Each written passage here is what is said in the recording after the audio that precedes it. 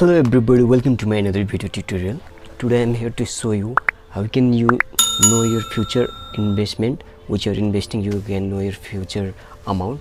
So here is one example.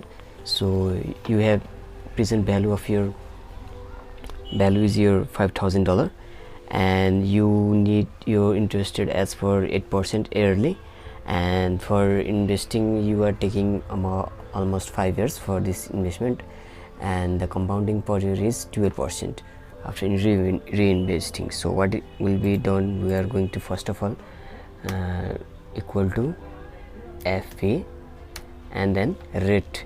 We will be, this is our rate, it is in yearly, so we will dividing by month, so 8% divided by this compounding period 12, after that comma, and then this is our investing time is our 5 years, so we will doing in by month, so into 12, and our 12 will be compounding period, and again comma, and our PV is will be 0. We don't know how much we will be getting, so we will type 0, and then our present value is our $5,000.